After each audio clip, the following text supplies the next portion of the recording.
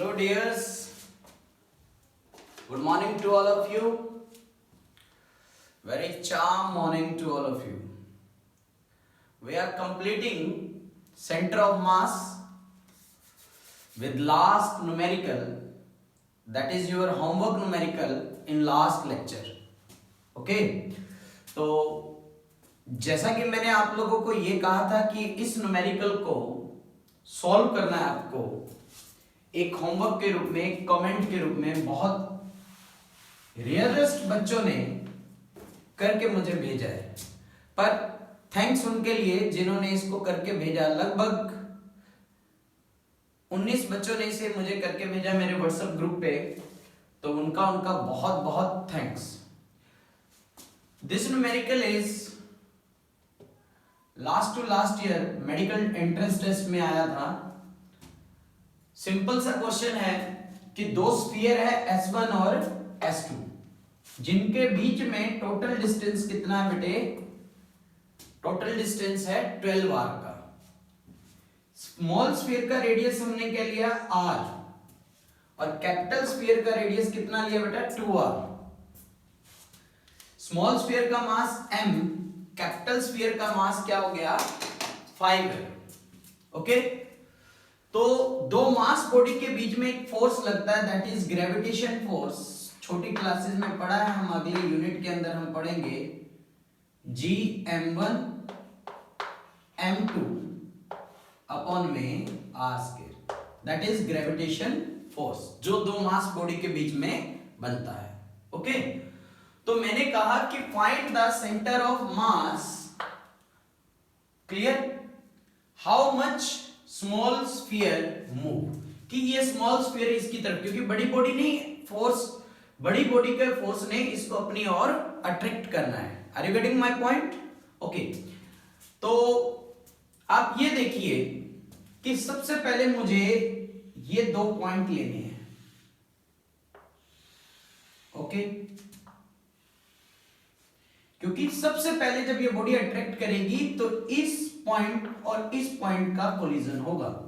तो this one is a C1 and this one is a C2। This one is a C1 and this one is a C2। तो अगर मैं एक point को origin ले लूं बेटे, इस पॉइंट को अगर ओरिजिन ले लूं, तो ये ओरिजिन हो गया आपका 0 0, और देखो r यहां से गया, 2r यहां से गया, 2r माइनस कर दो, इधर से माइनस r कर दो, तो बीच में डिस्टेंस कितना रह गया? 9r का। तो ये पॉइंट आपको मिल गया 9r और 0। तो दो मास प्लेस करने मुझे, यहां आ जाएगा m1 हो गया आपका m, यहां पे क्या आ जाएगा बेटे? m2, यहां पे मास कितना हो गया आपके पास? Capital M। तो माय डियर, आई थिंक आप यहां तक सारी बात को समझ गए होंगे। तो समझने के बाद अब क्वेश्चन आपके पास कुछ भी नहीं बचा, सिंपल सी पार्ट को आपने सॉल्व करना है। पार्ट सॉल्व करने के लिए आपके पास एक ही फॉर्मूला है, बड़ा फेमस फॉर्मूला हमने बना दिया पिछले 12-13 लेक्चर्स के अंदर, सेंटर ऑफ मास का। क्या? m1 x1 m2 x2 over m1 plus m2। तो ये कितना उसकी तरफ शिफ्ट हुआ? m1 हुआ m, x1 क्या हुआ? 0, चलो m2 क्या हुआ? 5m, ठीक, x2 क्या हुआ बेटे? 9r। ओके, टोटल मास कितना हो गया देखो?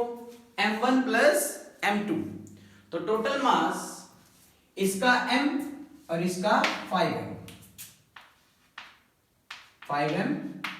प्लस m, तो कितना हो गया बेटे? 45m r ओवर में 6m।